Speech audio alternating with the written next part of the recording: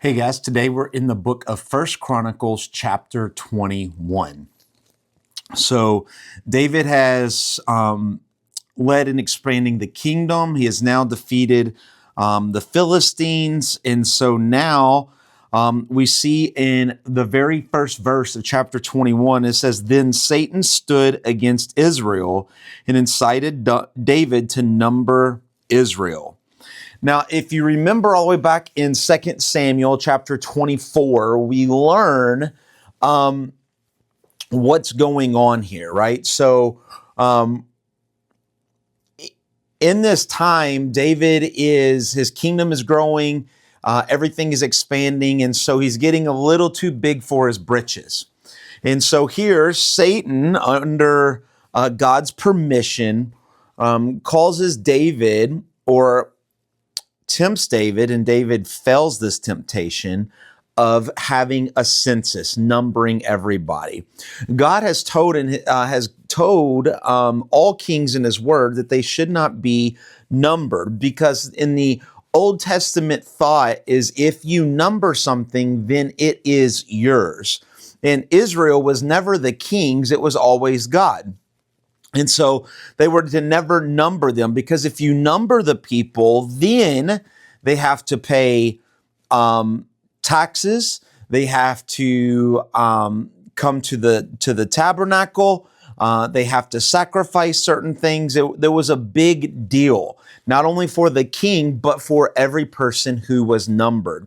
And so David gets too big for his britches, and he says, "Hey, I want a census. I want to number everybody." And even we see that Joab, his general, his commander, even pushes back in verse 3 and says, "Why would you require this? Do you even know what this is going to do?"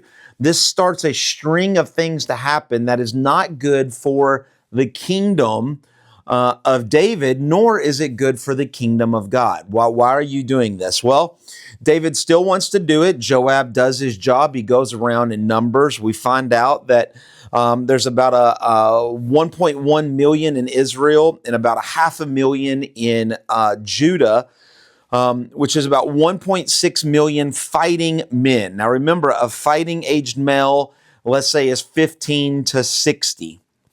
And so if you kind of do some numbers at a good estimate, Israel's about 6 million people in total. Then we also find out that Levi, the tribe of Levi, and the tribe of Benjamin was not counted. One, Levi's not counted because it's not their job, right? Their job is to serve God. Benjamin wasn't counted because we find out back in 2 Samuel that Benjamin's gone through a lot, and they're kind of like on the brink of extinction. And so they didn't count them, because if they did, they were going to have to go to the temple. They were going to have to pay some taxes, sacrifice some things, and this would literally just obliterate them. It'd wipe them out. It would financially bankrupt the whole tribe. And so they didn't even count them. So including the two tribes that's not counted, along with men, women, children, let's say Israel's around 6 million people. We see in verse 7 that after this was done, God was displeased, and He struck Israel. And David said to God, "I have sinned greatly." As soon as this happens, as soon as Israel is struck, right, God allows Israel and David to know that He's not happy. David instantly knows what he's done. He knows that he sinned. He knows that he got a little too big for his britches, that he kind of claimed Israel when they're not his people to claim. And he's truly sorry over it. But like any good parent, there has to be a penalty for something that is done wrong, right? You can't just sweep everything under the rug. And so God says, "Hey, I'm going to give you 3 options, okay? 3 options, and you get to pick, David, what do you want?" Much like today, maybe a kid gets in trouble and you say, "Okay, here's your punishment. You can be grounded from your iPad, you can do some chores, or you can do this." This is exactly what God does. "David, what do you want the punishment to be?" And He gives them 3 options, right? 1 is 3 years of famine. Number 2 is 3 months of devastation, right? This is 3 months of war. right? And then, or the third one is 3 days of the sword of the Lord. What is that? That's 3 days of pestilence, of sickness, right? Now, you got to think broadly about these things. 3 days of famine. This will only affect the poor people. All right. So you say 3 years of famine. Rich people can outlast it. They have money. They can buy food. They don't have to do this. But the very poor of poor, who is living off simply what the ground is giving every single day, they're not going to make it. The second one, right, 3 months of devastation, 3 months of war. This is pretty much all the soldiers are going to die, right? So all the soldiers are going to die. So if you're not a fighting male, there's a good chance you're going to survive it. Or number 3 is 3 days of pestilence. Well, this is going to involve everybody, from the rich to the poor. Literally, David has no idea who's going to get sick because that's at the Lord's hand. And so David simply answers, do not let this fall into the hand of man. Do not let this go beyond our borders. Well, famine would, right? A lot of people would depend on the other countries surrounding them, Jordan, Syria, Lebanon, some of those countries, they would go away. The second one is war. That means their neighbors are coming in and fighting them. So when David says, do not let this go into the hand of man, he's saying, I'm going to leave it up to you, Lord. You pick what you pick. You do what you do. And so he's going to do 3 days of pestilence.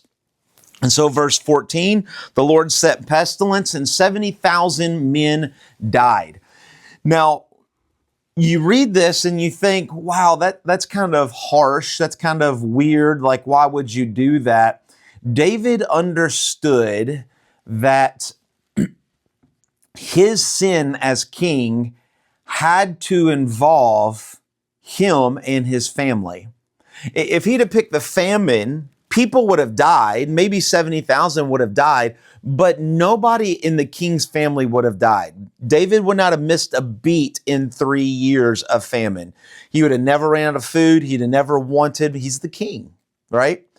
If he goes to war, David would have never went to war. He knows the 3 months of war, he's going to stay back, let his soldiers get killed, but nobody in the king's house could have been in trouble. But when he picks the 3 days of pestilence or sickness, well, this could involve the king. David could have chose to kill the king or the king's sons or daughters or wives or concubines or anybody, Joab, anybody in and around David, anybody in Israel was allowed to have this.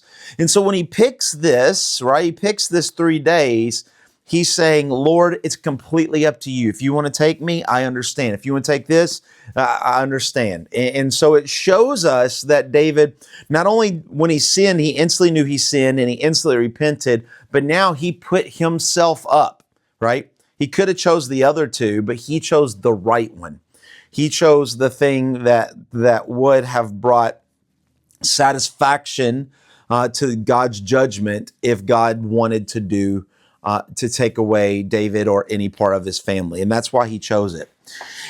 And so we see that he gets a vision of the angel of the Lord. And when you see the angel of the Lord, most of the time we would say this is Jesus, right? The angel of the Lord. And you'll notice Lord is capitalized there. This is Jesus, the pre-incarnate Jesus. He gets a vision of Jesus standing in between the earth and the heavens, and he has a sword drawn, stretched out over Jerusalem, which means that he's not smiting, he's not destroying Israel anymore. It's lifted up, but it's still there. It's still imminent, right? So the 70,000 are killed. Judgment's still there. It's not completely gone, but it's not happening right now, right? So they're kind of in this middle. And then David says, please let your hand, O Lord of God, be against me and against my father's house. This is what we would call a true shepherd. David, after he saw this, after 70,000 died, but the angel of the Lord, the pre-incarnate Jesus, is still there with judgment. He says, hey, don't let any more innocent people die. Right? Don't let the flock die. Inflict the shepherd. I did it. My words, my decree. come after me. Don't do this. David was a good shepherd. This is what he learned from the very beginning of boyhood, of working for his father and his brothers. And now he is doing the same as a leader. And now the angel of the Lord commended Gad to say to David that he should go up, rise an altar on the threshing floor of Ornan the Jebusite. Now, you don't really know, and some maps I could show you, but this place, he had to go and raise an altar to the Lord, the threshing floor of Ornan. This is at the top of a mountain. This is a place that was at the top of a mountain called Mount Moriah. It is today what we would call Jerusalem, right? But then it's just a place, a farm on Mount Moriah. Threshing floors where they would break up the grain and they would throw everything up in the air. The wind would come and it would blow the chaff away, but the heavy wheat and grains would fall down. So they had to be on peaks, on hills, on mountains. And so this is where it's at. And so the Lord tells David, hey, this is an important place. You need to build an altar here for me. And so David goes to this Jebusite and says, hey, I want to buy your land. And he tells him why. This is what happens, right? And Jebusite, Ornan sees an angel, his son sees an angel, and they kind of hide themselves and they flee. And he says, absolutely, whatever you want. And he says, actually, you don't have to buy it. You can have it, whatever the Lord wants. And David says something that's very, very important. He said, no, I will buy them for the full price. David knew that a gift, in order for something to be a gift, it has to be costly. You have to pay for it. When you were little and you go to a friend's birthday party, you would take in a gift and you would say, happy birthday. You didn't really care that much because you didn't buy it. Your parents bought it and gave it to you and you took it to a friend's birthday party. As you get older, you start to buy your own gifts, whether they're for friends, for family, or maybe even for your own kids or spouse. And that means something a whole lot more, right? Because you've bought it. And so David knew, he says, no, if you give me the field, this isn't going to mean anything. I need to sacrifice for what I want to give to God. God's told me to build an altar, so I need to buy this land. I need to pay for the construction. I need to do this and do this and do this in order to build everything, so that in order for God to accept a gift, it's got to be worth something. I've got to have a hand in it. You can't do it for me. I've got to do it on my own. And so David buys this land. He builds an altar. You'll see there is about $100,000 in today's terms, right? 600 shekels of gold. And so he buys all this. He builds an altar. Notice what happens in verse 26. He builds an altar and presented burnt offerings and peace offerings. This is important because what happened previous to this? 70,000 people just died in Israel.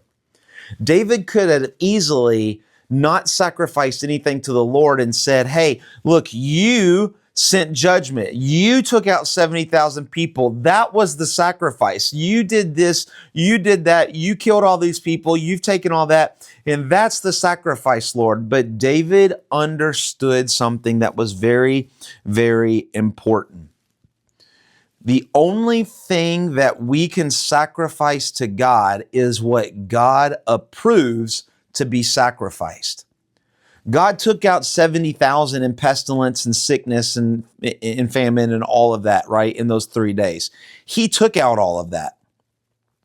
But all of that does not get rid of sin. All of that is not what God has said. God has given us in the Word what was approved structure to sacrifice on an altar. It was bulls, and it had to be this, and it had to be done this way, and cut this way, and this burnt, and that done this way. He's given us the perfect rules of how we could truly be atoned for. It's not whatever we want. It's not what we think God's doing. This is what atonement is. If you want your sins atoned for, you must do this, A, B, C.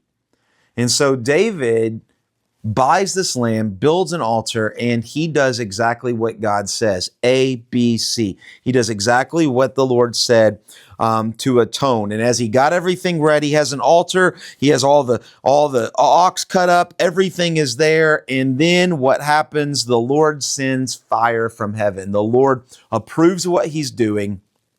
And he burns up everything, thus showing that God and David are in a good relation. They are atonement, right? They're atoned for. The sins of David have been atoned for. And at that time, when David saw that the Lord answered him on the threshing floor, he sacrificed there. And then he saw that the tabernacle of the Lord, which Moses said in the wilderness, this was a special place. At that point, he realized, man, this place, this threshing floor, this top of this mountain is very, very important. God is doing something here. And he starts to think, man, this is special. We got to do something. God is trying to show us something. And what's most interesting about this chapter is, once again, this is historical. This has already happened.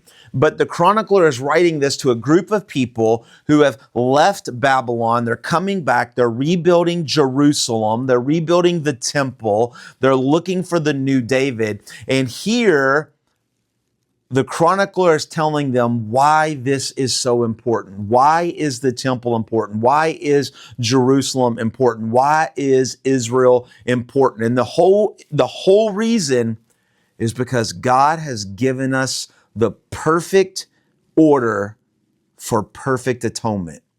And it has to happen through Jerusalem. It has to happen in this way. And so the story kind of continues tomorrow in chapter 22. So we'll see you there. God bless.